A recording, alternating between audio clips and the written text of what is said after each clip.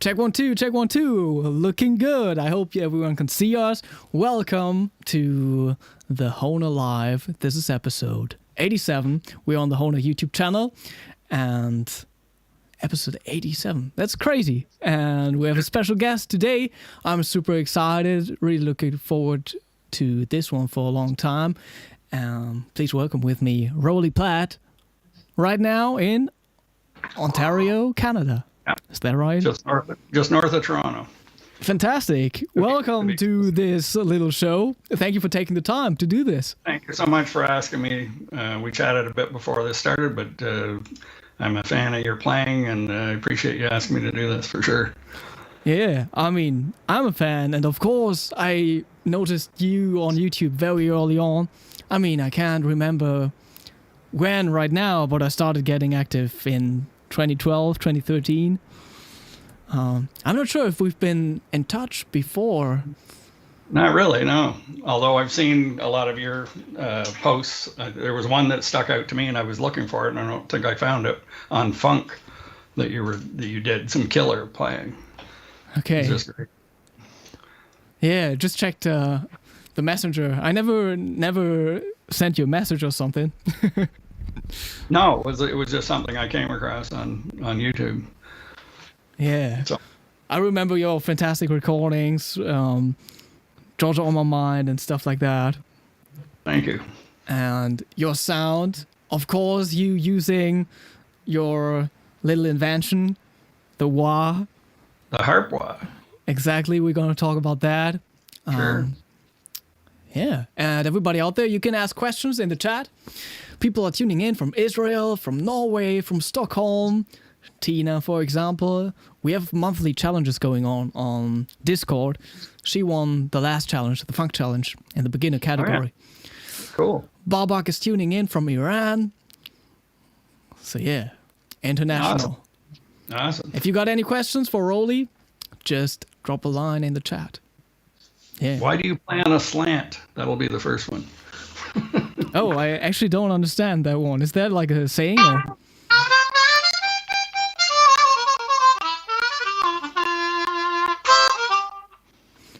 Okay, my first question. I don't want to start out like everyone asking you when you started out playing. I want to ask you about you holding the harmonica the way you do. How did that come about? That's very special. Your sound is fantastic, but you definitely have like that angle going on that nobody else has. I've got a couple of funny stories that would probably frighten people that I got dropped at my head as a child or something like that, but it's not that. When I started playing, the first thing that we try and do is isolate a single note, and then the next thing is incorporate a bend after that.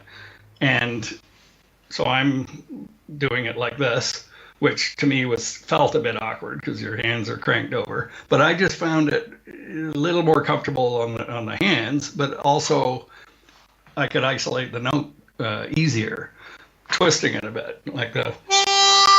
I don't know why exactly, other than the holes are a little taller than they are wide, and so when you turn it, you're getting a little wider area for your lips, which happen to go that way.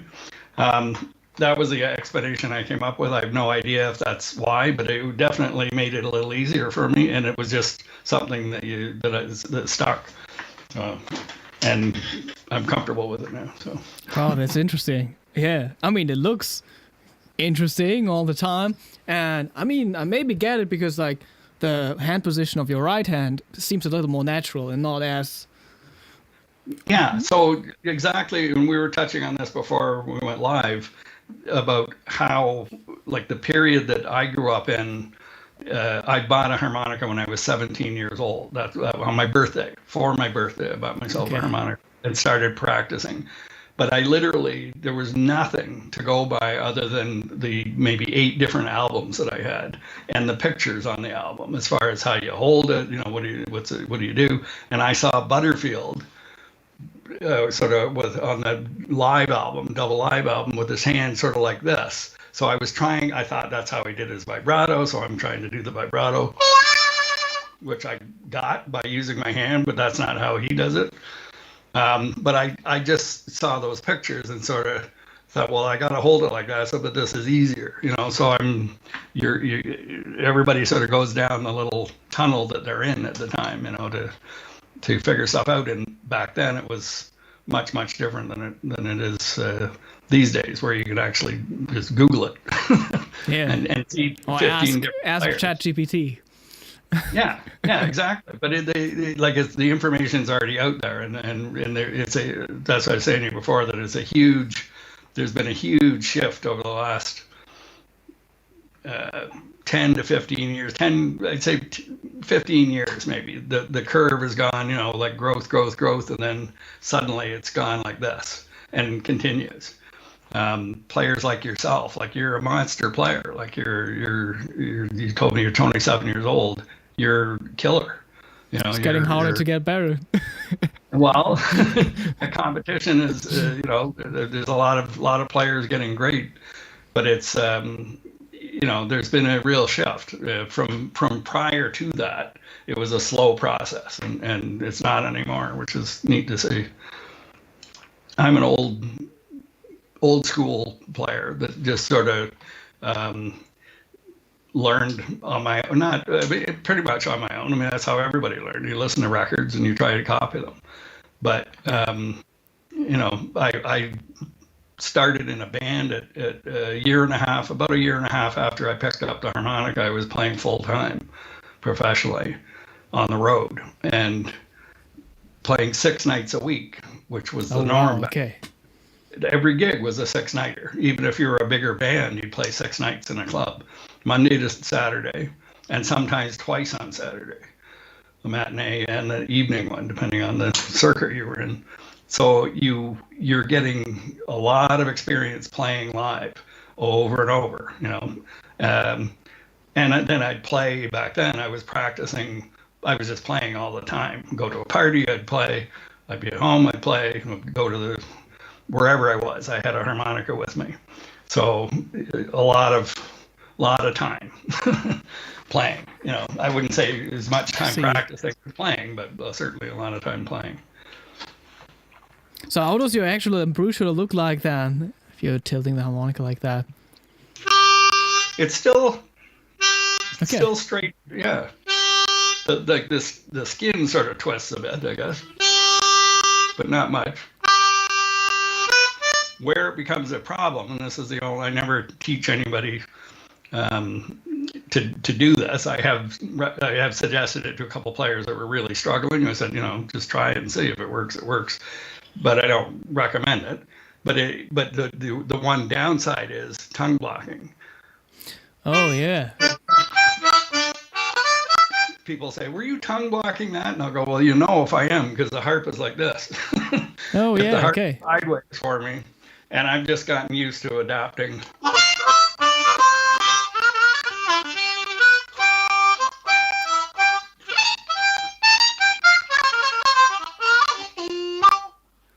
So you're constantly moving, but it's that's the downside of it. But I was too far gone to change my ways. Are you playing a little special tuning there with like the 7-hole draw pitch down a half step? Yeah, this one is these days people call it the Parrot tune after Todd Parrott, but it's a flat 7th hole draw down a semitone, which is a nice option for getting that flat 3 up in that range. That's just something I did years ago, just because I wanted that note on a couple of tunes, and the more I play it, the more I like it for a lot of things. Oh yeah. So back in the days, was Paul Butterfield like your actually first harmonica influence or inspiration to pick up the instrument at the age of 17?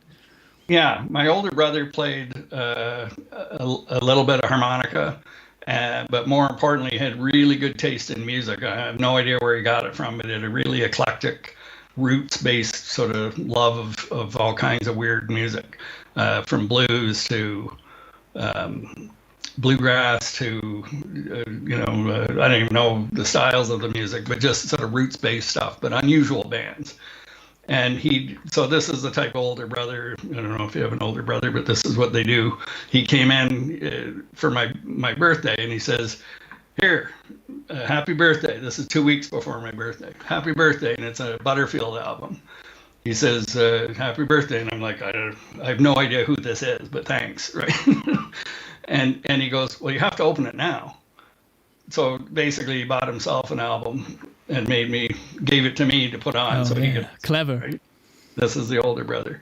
But it was Butterfield, and it was a double live album. I can still see it sitting in my bedroom there in the stack. And I didn't like it. I didn't get it. It was too outside for me. It wasn't even traditional blues stuff, some of it.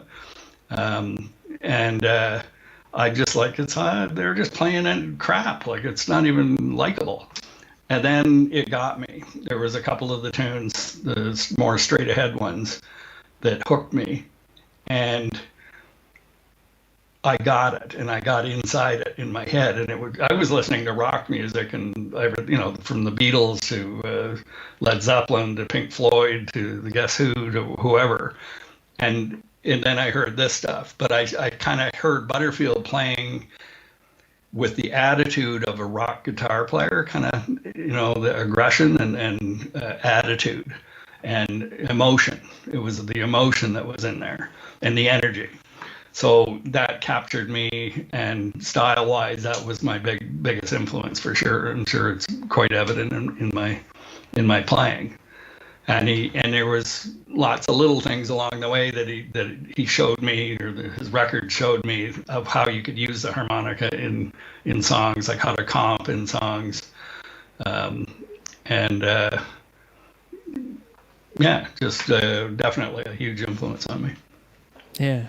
So Bruce asks if you are entirely self-taught, or was there a point where like some teacher came in to play instrumentally, or? They all came to me on vinyl. Okay, yeah. My vinyl mentors. I'm totally self-taught, and I think I took one lesson about 3 years ago or 4 years ago. And I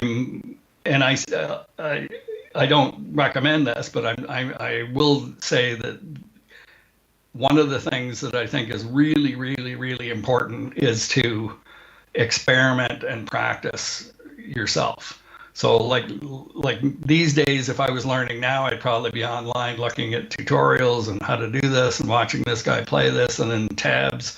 Oh, that's how it's done. And sort of spending my time trying to do that. But I really think there's a great value in just sitting next to, back in my day it was a turntable, but whatever, sit there with the music and play and experiment with, how do I make it sound like that guy? How do I sound like the sax player? How do I do percussion-y sounds like the percussion is doing in this song? Yeah. All those things, right? But just doing it on your own, experimenting. Don't go asking somebody else how to do it necessarily. Like, I think you can do that as well, but I don't think you should do all that and none of the other stuff. I think you can gain a lot by just playing. True. Yeah, that exploratory part is super important, I think. I used to play clarinet before harmonica. I did have a teacher, and I don't know, we just played what was written in front of us, like on the sheet, Right. I never learned how to do a vibrato on the clarinet because I didn't explore the instrument, basically, Only later on, when I already played harmonica for several years and I picked up the clarinet again and I was just like experimenting with my embouchure, I felt like, wow, I can actually do some vibratos here on the clarinet and it feels good. Yeah. And I was never taught. Nobody taught me. And that's the interesting thing with music, and I said that about Butterfield's vibrato. I thought, based on the picture I was looking at, I thought that's how he did his vibrato. I've never seen anybody do that, because it's not an open and closing cupping thing. It's actual vibration of the harp.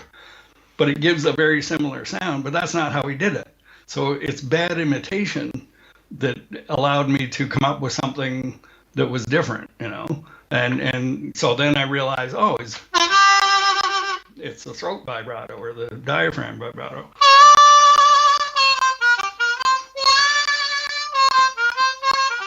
Very similar sound, bad imitation.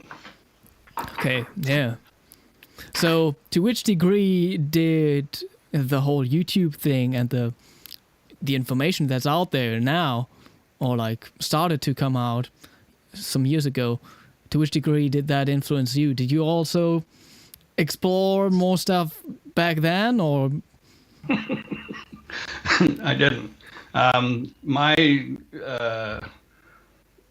journey into or start into social media really, other than posting a few silly things or a gig or something like that on Facebook, but where I got into it was more to do with marketing the harpwa. Like I knew that that's what I use as a means of marketing the product, and I had a big hill to climb with it. And so I wasn't online until then for myself. So I wound up just being online and kind of checking. That's where I started to go, oh, he's a good player. I've never heard of him before.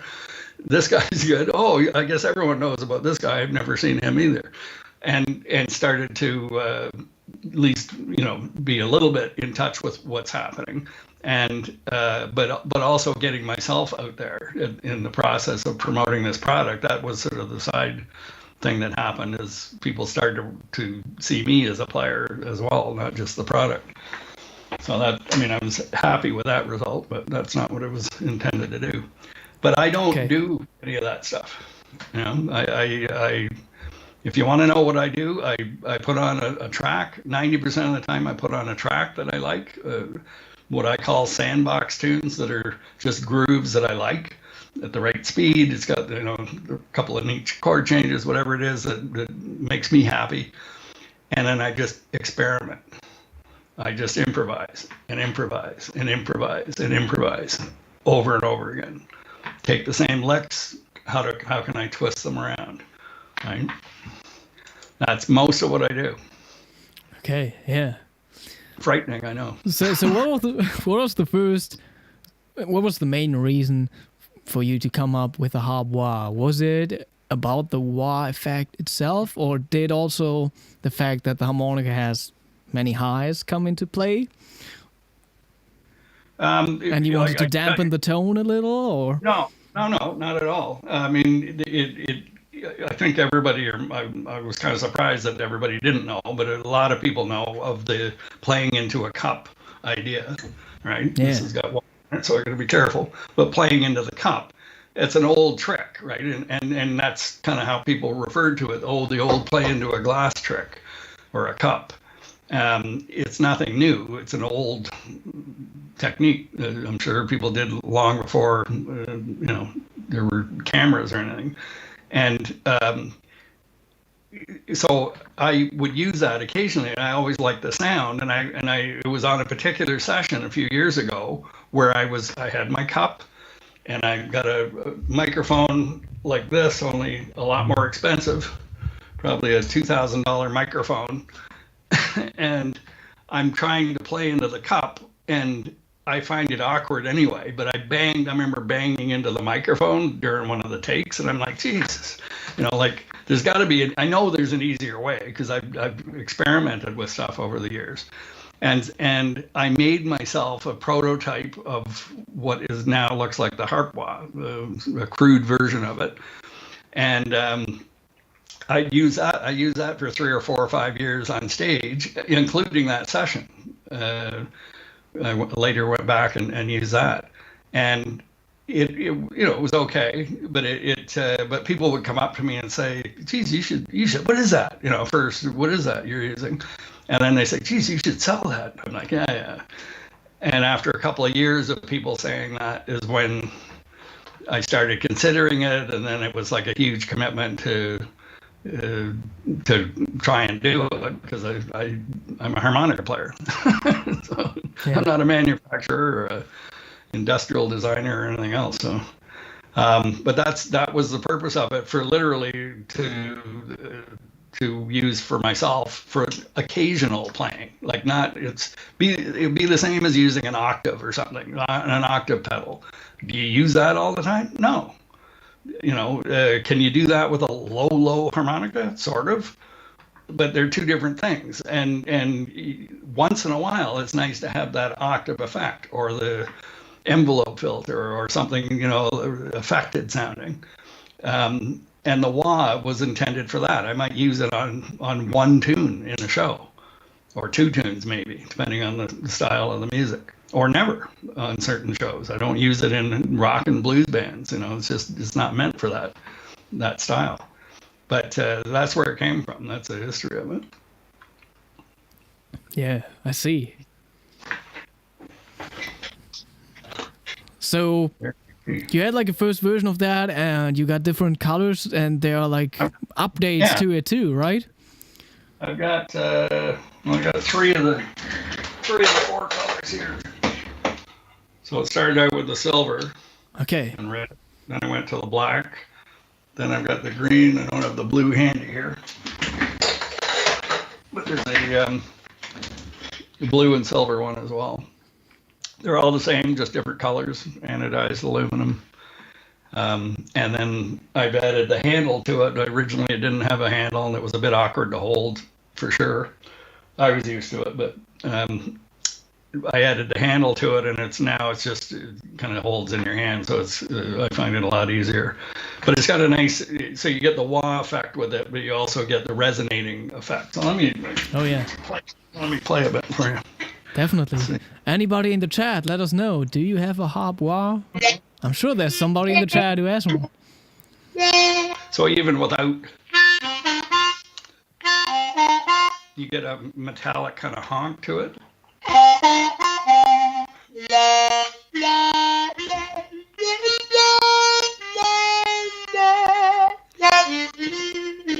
And you can kind of mute it off, not all the way, but leave it.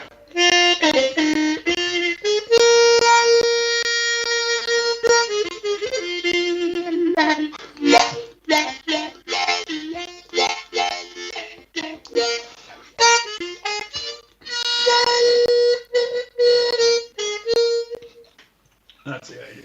How did you get that sound? I think I asked somebody else before, but is it like a snore kind of on the whole band? What was I doing? Yeah, that? Exactly. Yeah, so that's a combination of the bend and a kind of saliva-y kind of growl. Okay, but it's not snoring, is it? Sort of, yeah. Okay, I never really practiced that. But I love the sound. With this, it sounds really good because it sounds like that muted trumpet. Oh, true.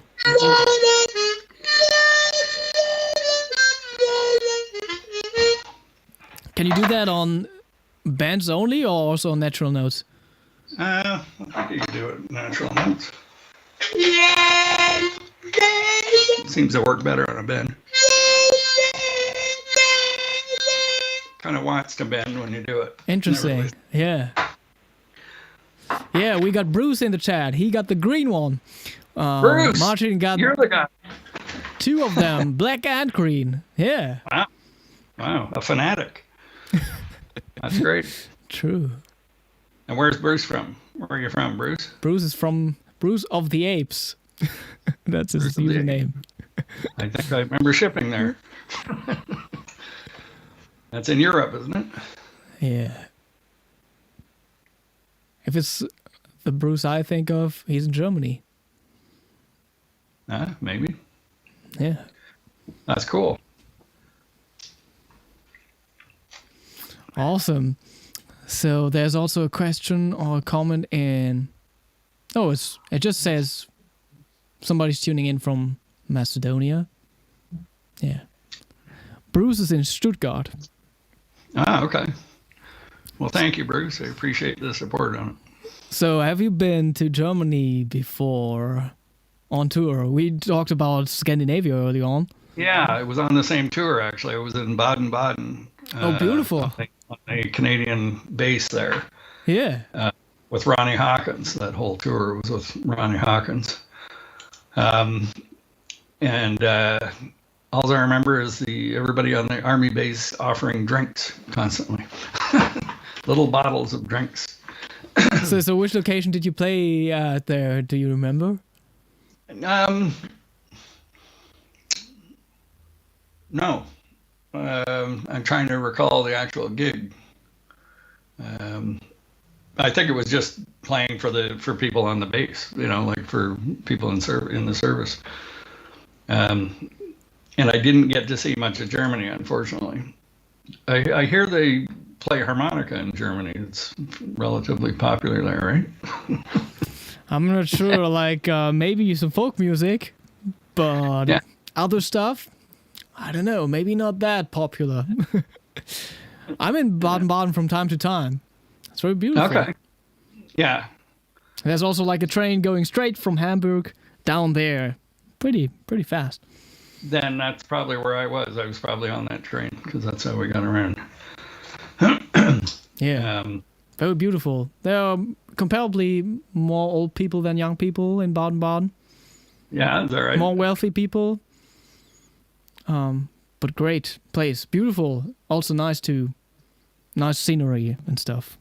Surroundings are beautiful. I have a chance to see a little. That's one of the problems when you're touring is not being able to stop. Like I live in Canada, and the band I was with put the most miles with was Minglewood Band, and travel. I was living in the east part of Canada, and we'd go all the way to the west coast of Canada, which is it's a long ways.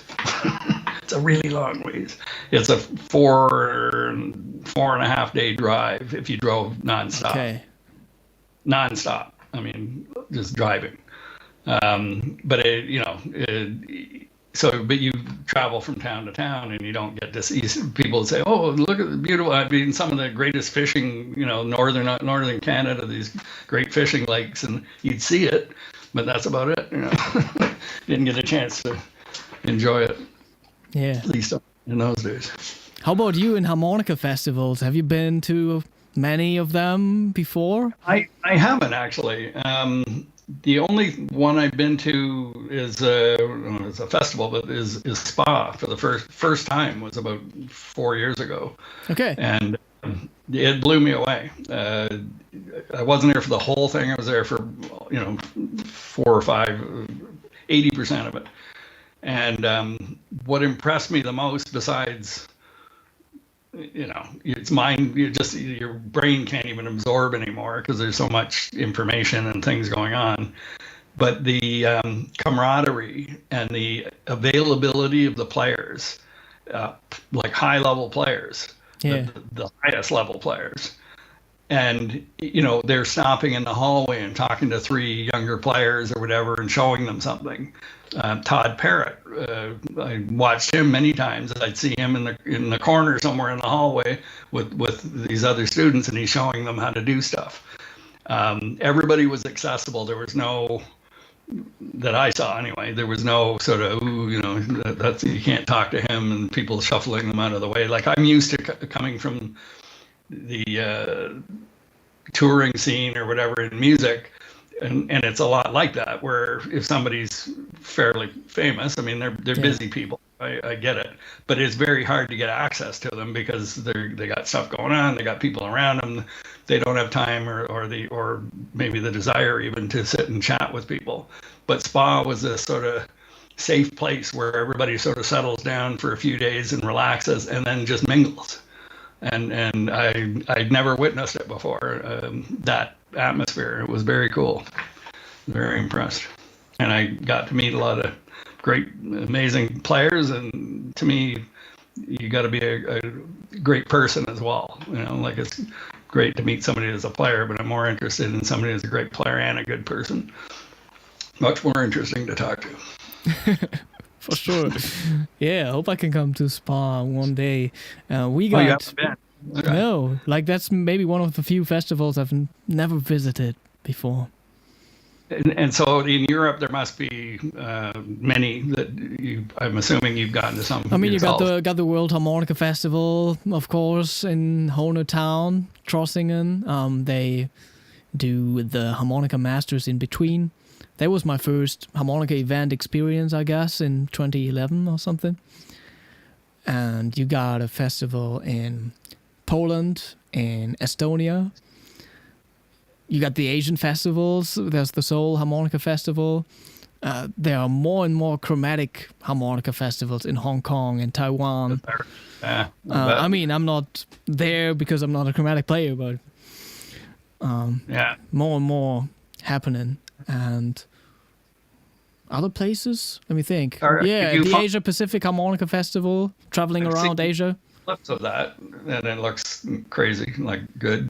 Is it the same kind of atmosphere as what I was describing at Spa? Is it that kind of vibe, or is it a little different? Oh yeah, it might be different. That's true.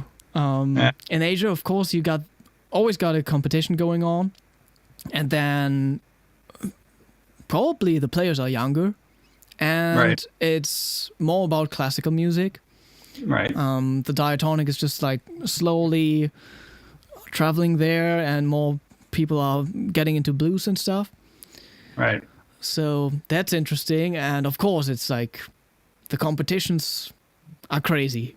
So you got the different categories. You got, of course, soloists, but then you got duos, and you got harmonica quartets and harmonica orchestras. You got to judge. Most of them play the same pieces, and you got to listen to them for a long time. So Spa is quite different in that way, because it isn't a contest or anything like that. There's no exactly. That's what I mean. But, so there's performances, but it's very casual in the performance. Even I guess it would depend on who is there, but I can only judge from that one event. But it's very down to earth and musician-y. Like one of the things I love about the music business is the sense of humor that everybody has, and the people that I know, at least. If you get into more of the classical and things like that, I think it would be a little different vibe.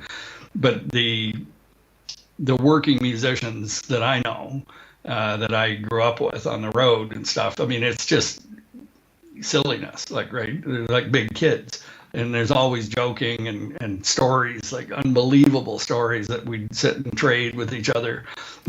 Road horror stories of, the worst tour ever. I got you beat with this one, and all that stuff.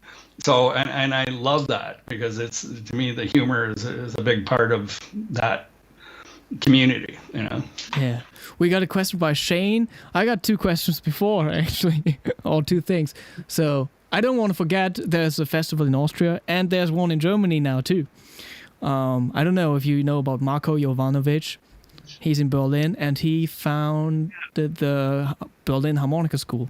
Yes. And they have a festival going on every 2 years now. Cool. So that's pretty nice. Good. Yes. You said something you like about the music business. What's something you don't like about the music business?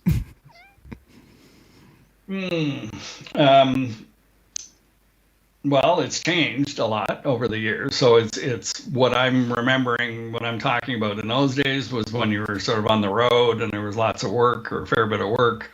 It's much different now. It's a harder business to make a living in. It's much tougher to tour now. It's ridiculously expensive to tour. The gigs have gone from those 6-nighters or even 3-nighters down to 1-nighters everywhere. So you're doing 6 times as much work to fill a week than you did before. All those things, and I didn't do a lot of that. I was always a sideman. That's been my role basically as a harmonica player, is working for other people or in bands with other people, as opposed to being the band leader. Very different role musically as well. But in those days, what I disliked about it was being away from home that long. And like, it was only when I sort of stopped going on the road that I realized I like being at home. I like this. This is nice. I got my stuff here. I got my computer. I've got all these things. You're sharing a truck. You're in a truck driving across the country. You're sharing a room with somebody. You're playing with. You're working with them, like playing with them. You're sleeping with them. It's eating with them. And you might be gone. In those days, in that one band, we'd go up to like 2 months, of traveling like that. Wasn't always that situation, but just it's the time in between the gigs. And now, so if I was to fast forward, the downside of it is just what I said, the time in between. So to do an 8 o'clock gig, we play till 10:30, right? Like a theater show. I'm there at 3 o'clock in the afternoon, loading in my gear, waiting,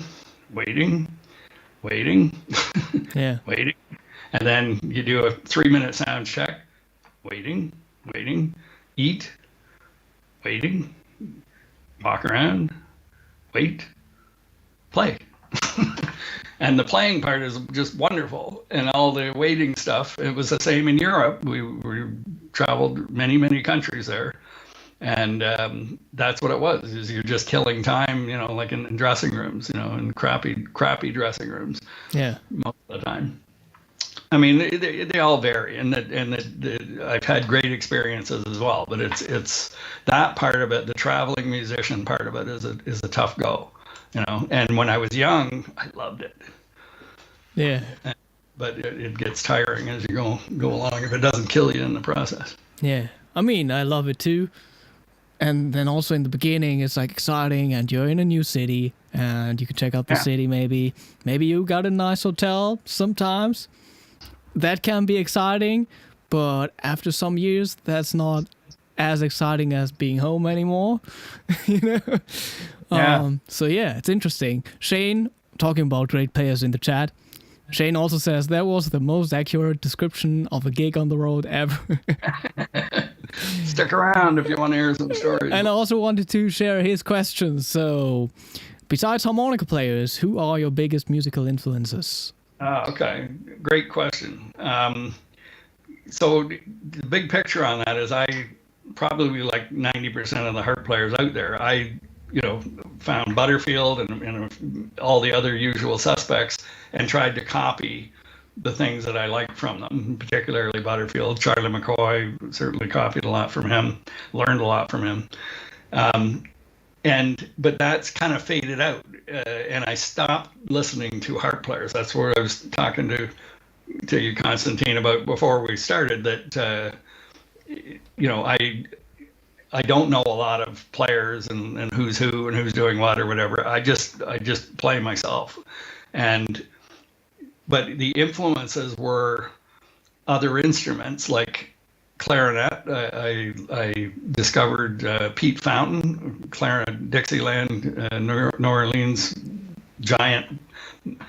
One of his solos, you could listen to one of his solos and study that for weeks, of melodic ideas, tone, phrasing, and just all that packaged together. And you could take, and I use these when I'm teaching. I'll take his solos and not trying to learn note for note the solo, but look for what are the great ideas within what he's doing, and that you could translate to the harp, because not everything that you hear another instrument do is going to work on harmonica well, even though people try and stuff it in there. Some things are just not meant for that. So what I do is if I hear something that's what I call the big idea in a little phrase, like what is it? Oh, it's this thing where he jumps from that note to this note, or he slides or something. Do that. And then if you have to modify a note or two afterwards, do that so that it works on harmonica. Make it sound like it fits on harmonica better. And then you're going to have a really cool lick that nobody else has. And that's, for me, that was the key to developing my own style. Is I listen to not a lot of stuff, but I don't know how to describe it, but I'm not like a scientist about it. I'm more of a conceptual guy. So I listen to music and I hear ideas like, oh, I love the way that swelled into the music. I don't even know what the instrument is necessarily, but I just like the idea. Or I like the arrangement of the strings in the background of this movie I'm watching. And I don't try and learn those notes, but I get the idea of why they're doing it and the effect it has on the music. So those are the things I listened to a lot of fiddle players, Louis Prima, um, sax players from that era, 50s and 60s, Nitty Gritty Dirt Band and bluegrass, um, Doc Watson. Yeah, like, and that was kind of the music that I was playing in my early years on the road was country swing. So listening to sort of learning about a little bit about country and about stuff like Asleep at the Wheel, which is more Texas swing stuff, which I loved. So Okay. long answer to Shane's question, but Yeah, that's good. I like the thought of considering what sounds good on the harmonica. You know, I'm very thoughtful about that too. yeah, There's stuff I makes practice, but perfect. I wouldn't like, I don't know, present it in like a concert setting or in an online live setting, whatever. Yeah, like I mean, there's great value in whatever you spend your time doing. Whatever you spend your time doing is what you're going to get good at. So if it is picking apart each note and learning this complicated thing, you're going to be eventually you're going to be very good at doing that, which is a marvelous accomplishment. But there's also other ways to go about it, is picking out the things, like I said, the big idea within these phrases, Yeah. and then adding your own little twist to the end of it, and developing your own style and your own ideas around that. I hate now. I don't listen to a lot of harp players and try and I never do to try and copy them. If I once in a blue moon I'll hear something that somebody does and I go, "Geez, that's good," and I'll try and learn it. But I'm better at taking the idea that they're doing and experimenting with it myself and sort of coming up with my version of it. And I feel better about it because it's mine. Yeah. Or my interpretation of it. Yeah, so much of it is about like just your own unique taste. Yeah. And that's what I was saying about that old school just playing, jamming to tracks. And like, let me show you an example. Okay. This is using that parrot tuned harp, right? Let's see. So let's do a bit of this tune here. Great little backing track. And what I like to practice is my phrasing and my rhythmic timing of the notes. So I'll play basically the same licks. I think I only know like 14 licks. but then you play with the timing and where you put them and what you do to them, right?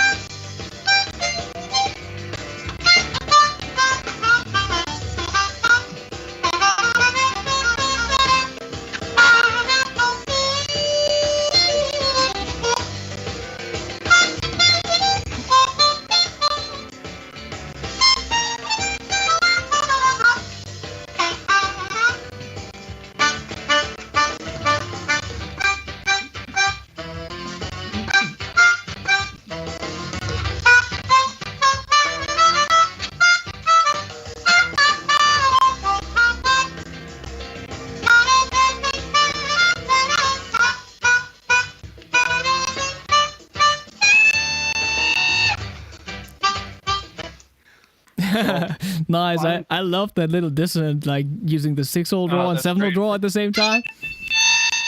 Yeah. Nasty. I love that. That's great. That's one of the tracks that, for example, like I have, if you were to sort of look at what I actually do for practicing, you go, really? Like, that's it, eh? Those 5 songs. I'll practice to a bluegrass tune. I got 3 or 4 bluegrassy kind of things, the same tunes that I practice in, but it's not because I'm trying to learn anything within that tune. It's just an environment for me to experiment with that, what I was doing. Experiment with the timing, rhythmically. What can you do? One note. Yeah. Yeah, that was very rhythmic and also very upbeat. Yeah, Yeah, and it's fun to play that kind of stuff too, like crossing from bluesy vibe to happy bouncy, kind of playing. And there's some great players out there, like oh my God, brain dead here. Uh, my William Clark is who I was thinking of. Yeah. Plays really. That's an example to me of somebody he can do all the bluesy stuff, but he's got great musical ideas in his their musical ideas in his phrasing and just the combination of notes. They're not necessarily complicated, although some of them are. But they're really good ideas musically. That to me is what I spend. That's what gets me excited. In the middle of my career, or 25 years ago, I kind of left music, not left it, but put it aside for a few years and studied to be a graphic designer, and did that for a living. Still played, but not focused on music, just focused on the design part. And one of the things that I was reasonably good at was logo design, which is a very disciplined sort of thing, and not everybody could do it because you're taking sort of abstract concepts of businesses or what the business does and putting it into a visual shape that's ultra simple. That's the goal of logo design, is conveying a message with 3 or 4 little things in a letter, right? That goes, that's cool. It says this, but look at that. That type of thing, right? And if you're really good at it, it's really cool. Music playing is exactly like that for me. So I had to develop the skills as a designer, but then you got to reduce it down into a really effective symbol. Yeah. And playing. So when I think musically now, when I'm playing, that's what I'm trying to do is come up with these musical ideas that sell. It's not the notes are easy, the licks are easy, but it's how you place it and where you place it in the music that makes it music, that makes it musical. So that's nice. where I come from. Bruce asks, can you please explain the tunings you use and explain why with a demo? Sure. So that one I was just using, you'll fall asleep because mine are pretty simple. I've got we'll call it the parrot tuned harp, which is everything's the same except hole 7 draws flat into semitone. Instead of the major third, you got the minor third or flat 3, which is a nice thing. And so that's what I used in that jam truck.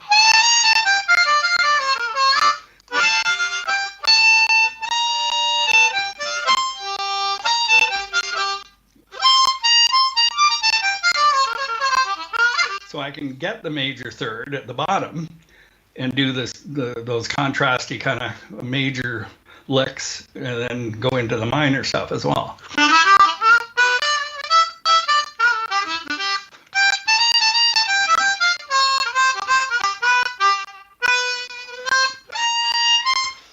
So you got that nice contrast of the two, and I can bend the lower one as well, obviously. Yeah, and you can get the major third now playing the 7-hole blow band. Well, yeah, exactly. Which might still be a nice sound in major, right? It's great. It's great. Yeah. Very cool. Yeah. The other tuning that I use is the country, I guess called country tune. Okay. Yeah. Which is, the flat or the hole 5 draw raised a semitone to the major 7th from the flat 7.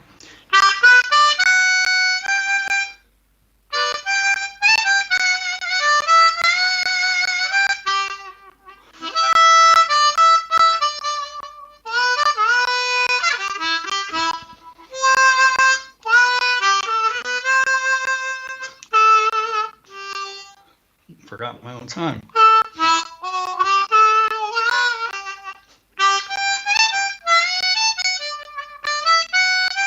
So beautiful note to have available. That's so good. Like just to keep that second position bluesiness that some people are used to, but with a melody that just makes use of the whole 7 degrees of the scale, you know? Yeah, and so and I like to have things that are simple, because I don't want to have to relearn every note on the harmonica to figure out. I'm not wired that way. Like I get locked into sort of how I play and what I play. I don't use overblows at all. So everything I do is just on a regular harp. But that gives me that option in those tunes, like Georgia or Over the Rainbow and some country stuff, to play that major seventh in there. And it allows me to do licks that I couldn't do if I was overblowing.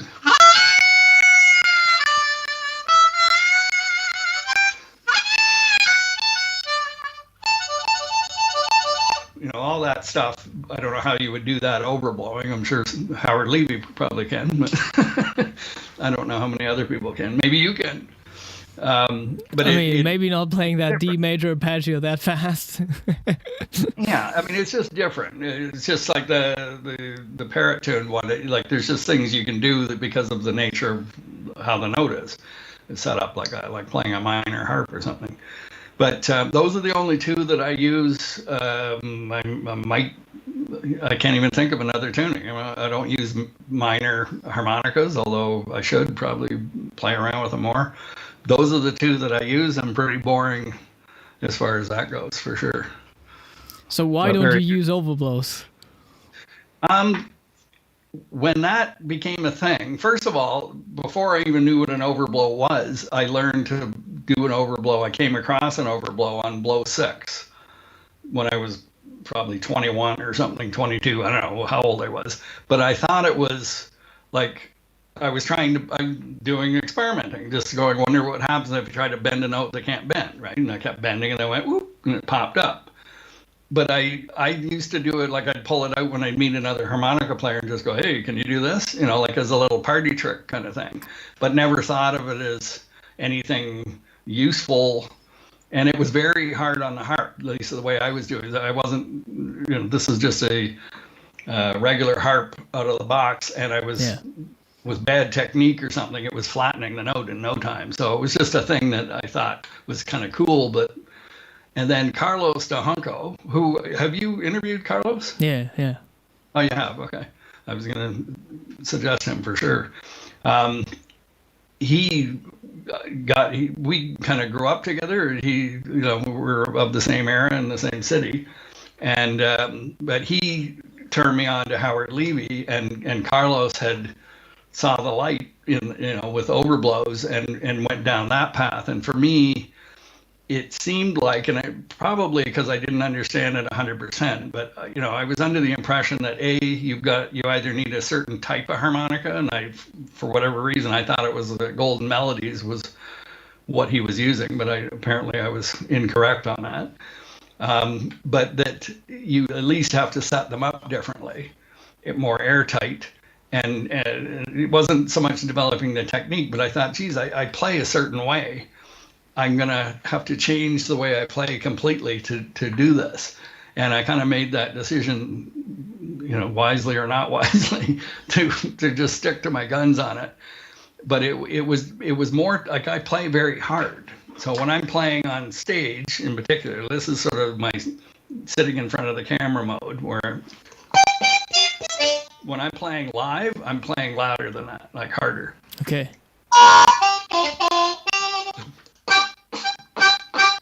Where I'm pushing, it's not good technique necessarily, but it's effective.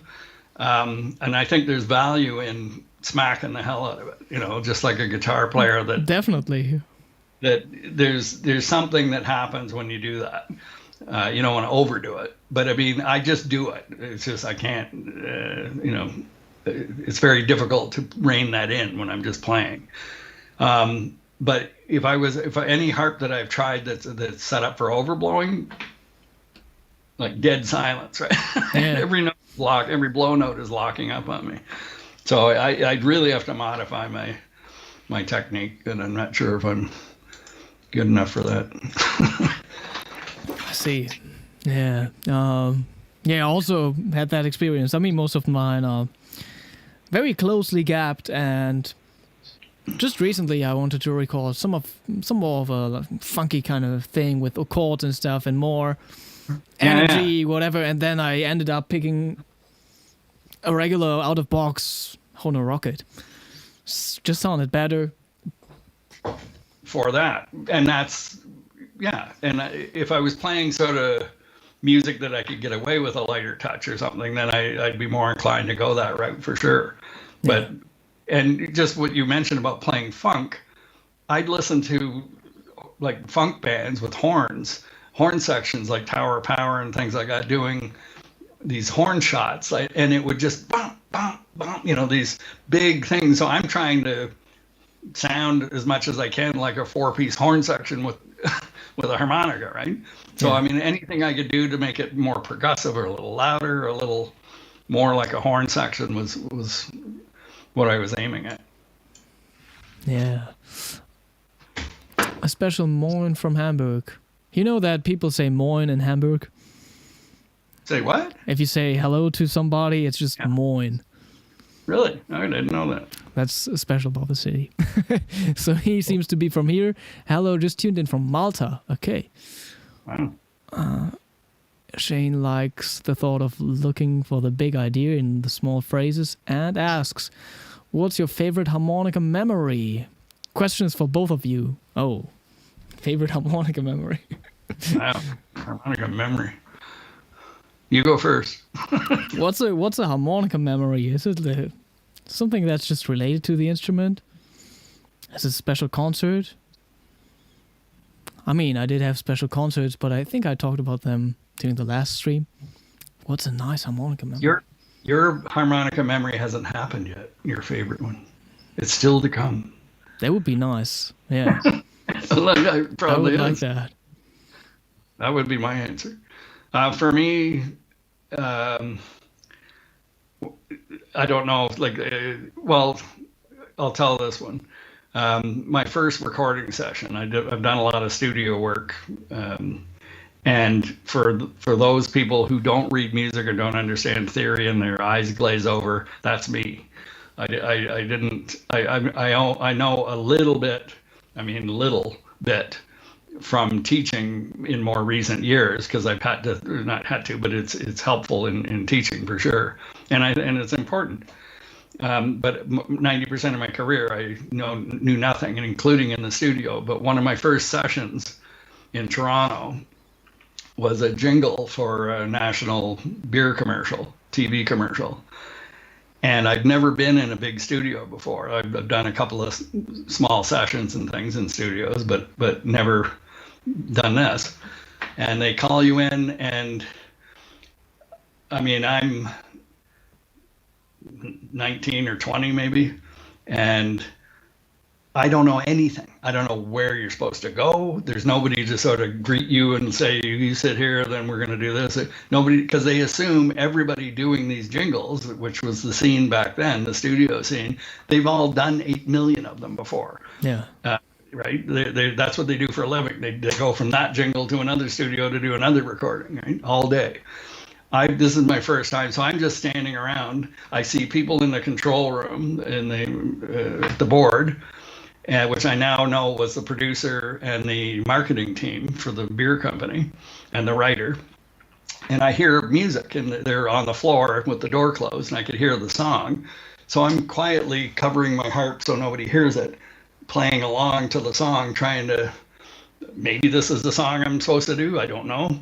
But I figured out the key, and I'm trying to play along and trying to sort of pick up anything I can. And then suddenly it changes keys. Same song, and it's in different keys. Like, oh, okay, B flat, all right. And I'm playing, it's a little different, but whatever.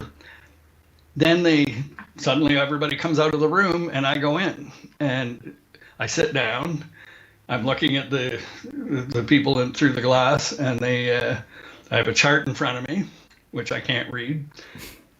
And the first thing he says to me is, okay, let's, I don't know, probably let's roll it or something like that. I didn't even know what that meant. I didn't know what he was talking about. He's saying, like, give me some sound, right? Play something.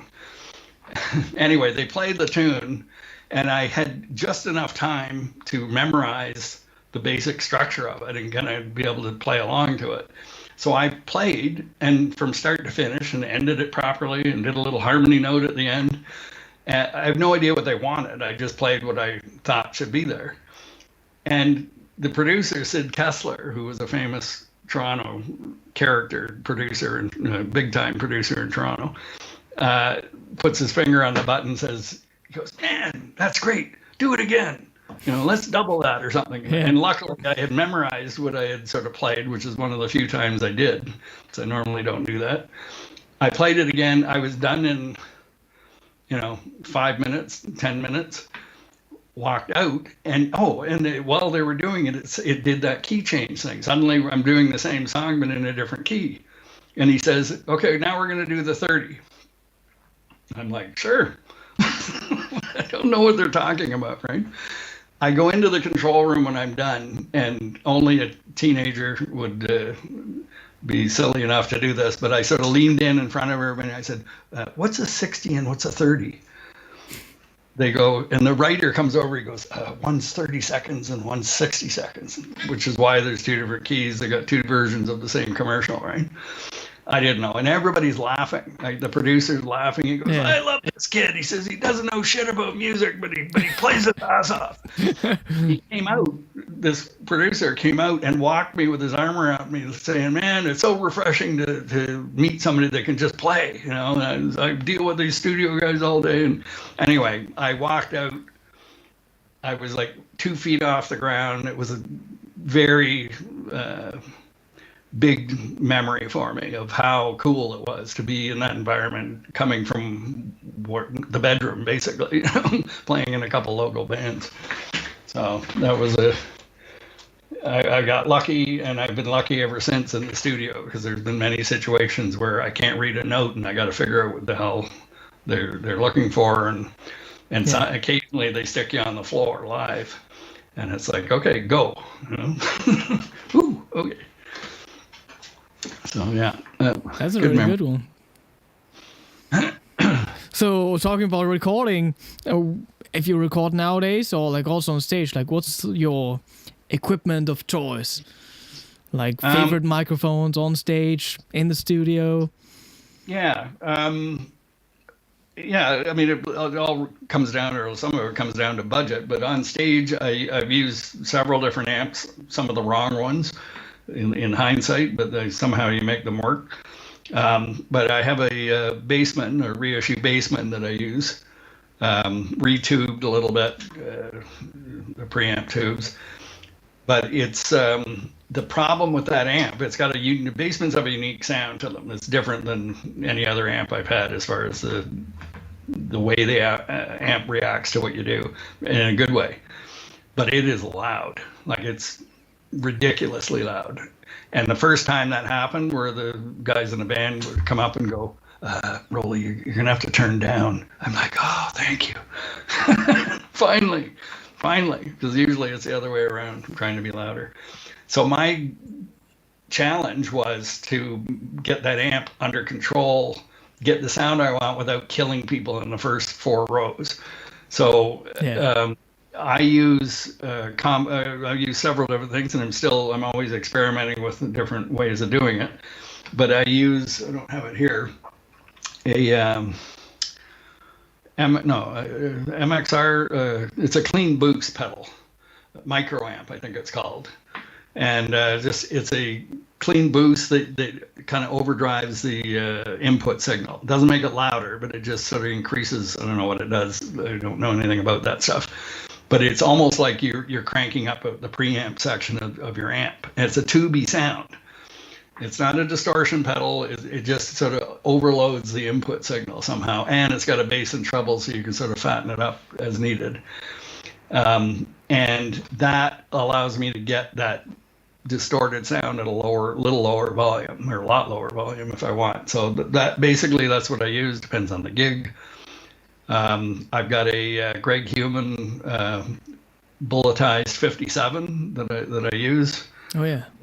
And I've got those mics, and I've got this custom.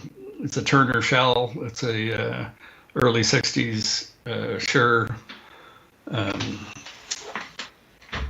don't know, Shure element in it. I'll stick with that. I never owned a bullet mic till a few years ago, till fairly recent. Never owned one. Yeah. I thought I better buy one, or I'm gonna go to hell or something as a harmonica player if I don't have one. So it took a long time for me to get used to holding it because I'm a stick player. But I like it a lot.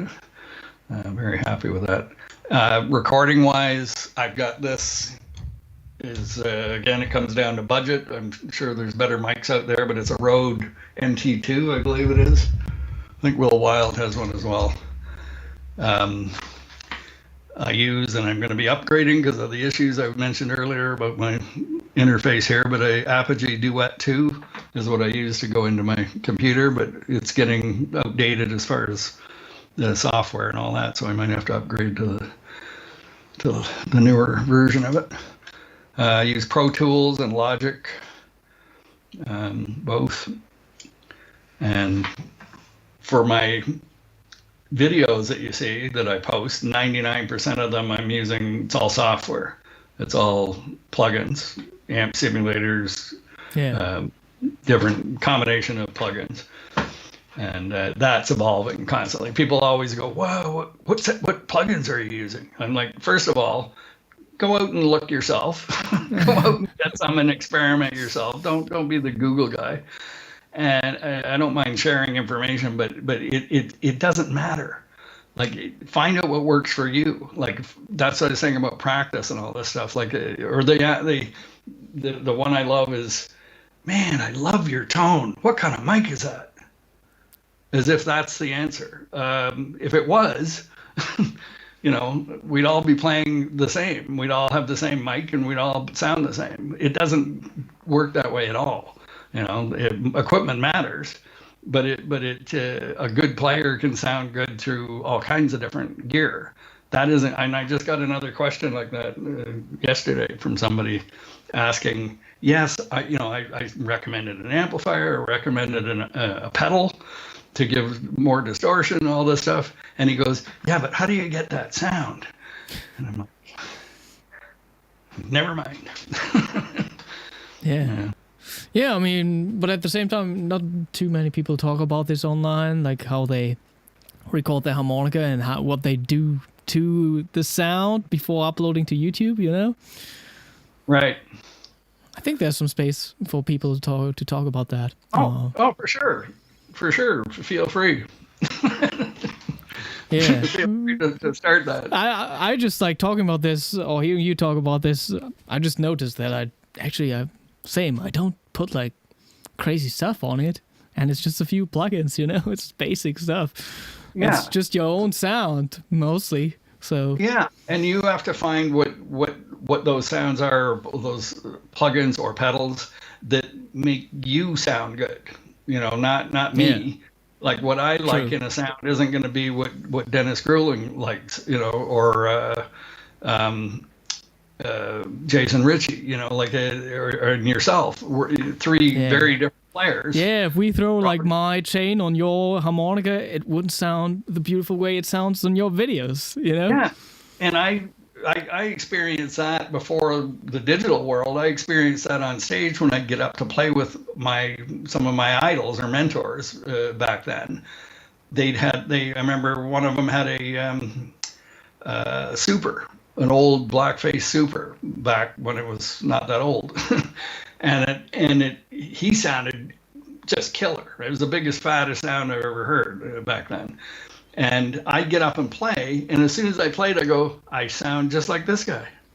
Like, I don't sound like me anymore. And so I had to play almost the way he plays to make the amp sound good. You know what I mean? So I had to actually change, because that amp and that microphone, the 57 or whatever he had, makes you play differently. Yeah, it likes these certain things you do.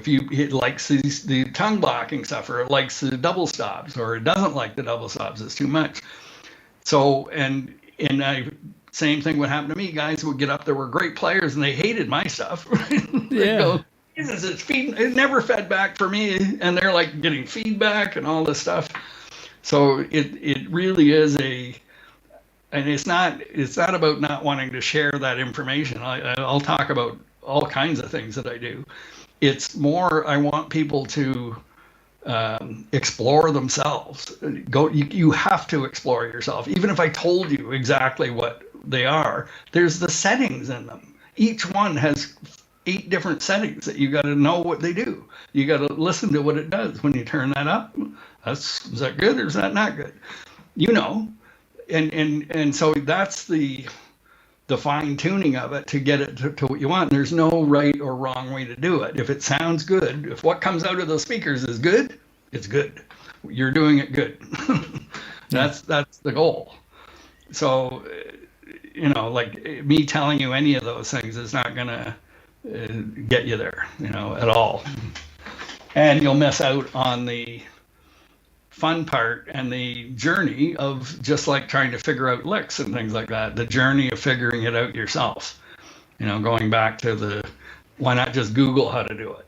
Well, you've taken away a lot of practice if you do that. You've now been given the answer. Yeah, I mean, I do it sometimes when I want a shortcut to something, but there's great value in nope,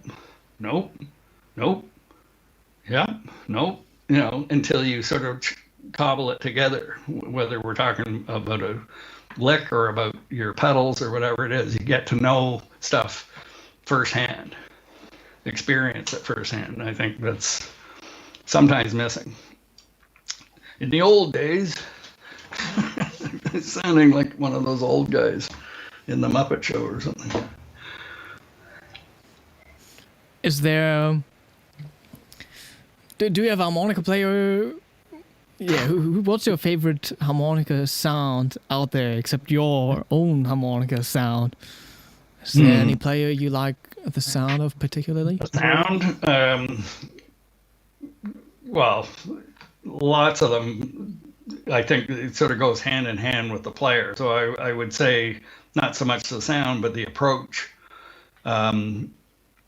Probably my favorite blues traditional, I don't know what to call it, blues player would be Kim Wilson. I think he's an absolute master of that style. I don't know, it's as good as it gets. And the thing that, and yet I don't play anything like him, right? It's completely different. Maybe that's why it's so fascinating to me. He's so good, and I was Carlos, actually. I went with Carlos down to a club, Jeff Healy's club in Toronto, and Kim Wilson was the guest, not the guest, but he was playing, and he was backed up by friends of mine that were Jeff Healy's band at that time. And this grungy little bar was great. But every harp player in Toronto area was there, and Carlos and I were standing there, and he goes, "You've never seen him before?" I said, "I saw him, I think I saw him once for 5 minutes somewhere when I was on the road, but not like this." And to be honest, when I went there, my expectations weren't that high. But first of all, I didn't realize how good he was. I just thought he was a good blues player kind of thing, maybe a little better than that. And then, I know, silly me, I told you I didn't listen to a lot of I stopped listening to harp players. And then, and I thought, after 4 songs, maybe he's done everything that he probably does, and, I can go home, Great, it was lovely, but thank you so much. And I stood there, and I was, blown away. He was so good at everything he did. But more importantly, or as importantly, is how he put it all together from song to song to song to song. His discipline and his musicality of how to deliver what he does, how to put it together into a musical show. I don't mean show visually, I mean just musically. He's a freaking master at it. I've never really respected how important that is in music until I saw him that night. And I got to talk to him for a couple minutes after about that. And that it just blew me away. I just sort of walked home. You get those moments where you can see, you see sort of a new thing in music. And I went, wow. So being able to play a million things is great, but the logo design theory comes in. How do you present that a bit at a time to the audience? You can't just go blah, right? Exactly. it doesn't work. So you've got to feed it to them. And he's a master at, and I don't mean shticky, like it's a shtick or something. He does it very musically and really just great on all levels. But he does this one thing for that song. That was one of the things I noticed. He didn't do everything he knew, like up and down the harp. He would save the first position for one song. He would save third position for one song. He would do acoustic for one song. He would do Sonny Boy kind of cupping stuff for one song. And it was all these little windows into these different things that he can do, all presented in a really, really cool way. Yeah, that's like a several course menu at a restaurant. Like you also can't like give all the flavors away at once. Yeah, yeah, no, exactly. It's done in movies. It's done in every art form. You know, like there's a ride that the director or the producer takes you on, and that's what he's doing when he does it. And he was able to do that with a band he's never played with. That was the other cool. Yeah. Like he's an amazing band leader. That can be a challenge.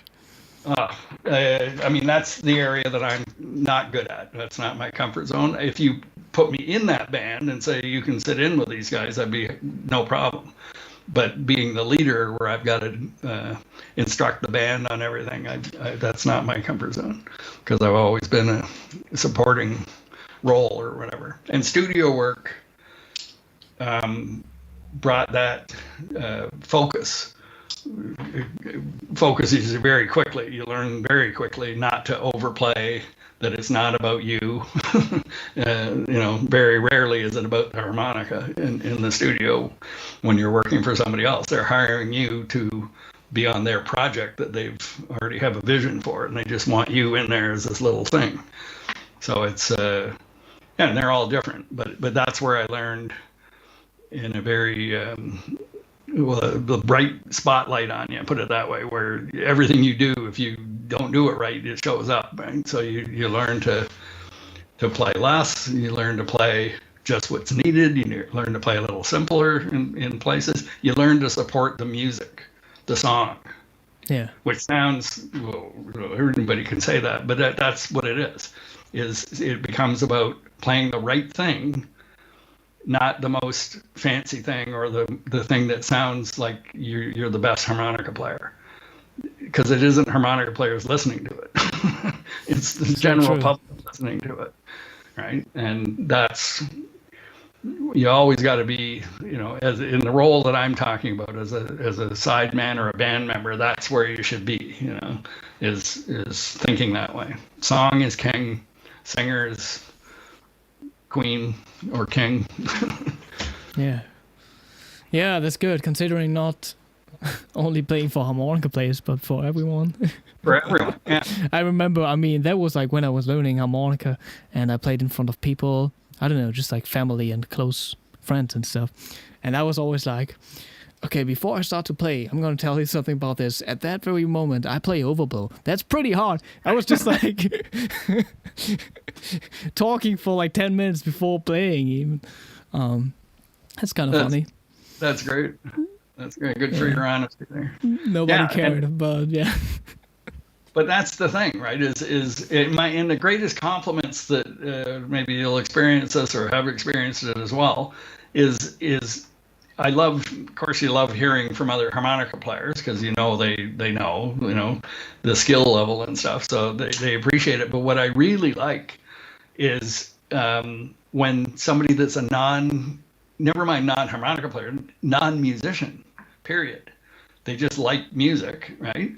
Likes what you do. Really likes what you do. Like they make a point to come up after the show and go, I gotta tell you, I've never heard anything like that in my life, or it moved me. You did this song and it moved me so much. I was in tears. That's what I love. Like if people are just it touched me, I like that better than, oh wow, like it's crazy how many notes you can get out of this little instrument. Yeah, what amplifier? I don't care. I care about like the emotion, if I can like touch people. Yeah, and that's. I really noticed that when I put out my CD, because it was pretty not eclectic, but quite a wide range of stuff on it. Like it's not a straight up blues album, that's for sure. But people that the greatest compliments I got were for people that just listen to the CD. They're not musicians, but they just like the CD. And I'm like, wow, that's nice, because there's a lot of CDs people give me that I don't listen to. I don't want to listen to it. Sorry, I'm happy for you, but it's not my thing.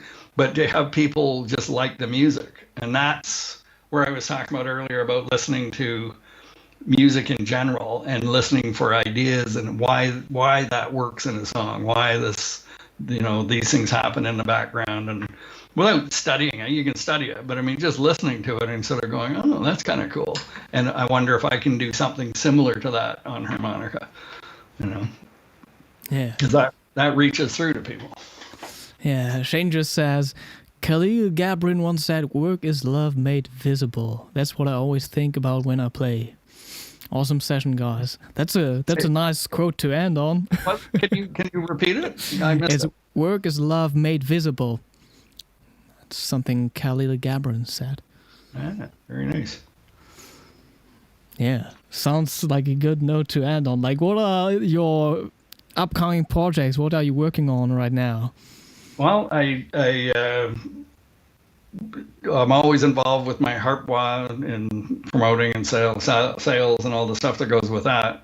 I teach more than I have, probably because of the pandemic kicked it in, but I actually really enjoy teaching now one-on-one. Yeah. Trying to do more recorded lessons and recorded workshops. All that stuff you can get on the harmonicamute.com website that you mentioned you're going to post a link with it. Yeah, it's all in the description box, everybody. Yeah, and I do some session work. Most of it's from home these days, occasionally live. And not playing live like the rate that I used to, but still playing around and getting to enjoy my house, my home, as instead of a truck. Yeah, sounds good. Awesome. Thank you so much for taking the time to do this. Well, very enjoyable. I appreciate you asking me to be a part of it. It's always fun to talk about harp and our beginnings. Yeah, definitely. Everybody in the chat, thank you for tuning in. The next Hohner Live is next week already. We're going to talk to Nick Clark on Thursday evening. Same time, same place. That's episode 88. And then we got the challenge coming up on May 21st, Sunday. Topic, video game music. Ooh. Did you ever play video game music on the harmonica? I did. I had an opportunity to do a big one that fell through at the last minute, but it didn't pan out. But there was I can't even remember the game. My son knows. He goes, oh yeah. He says, that's huge. But they changed their mind at the last minute. Okay. Yeah, I'm excited about the submissions. Maybe at some point we can do like a harpwa muted challenge, maybe? Sure. It would be nice. Everybody either using the harpwa or like some glass or whatever for every submission. That would be nice. And it would be pretty open, like everybody could play what they like. But still, we got that one thing in common then. Yeah. So yeah, that's Sunday next week, everybody. Looking forward to your submissions. I just recorded the announcement video. I'm going to upload it to my YouTube right now. Yeah, check out the description box. Check out Roly. Check out the harpwa and the website, harmonicamute.com. Follow us on Instagram and all that good stuff. Have a good evening, everybody. Take care. Thanks again, man. Bye-bye.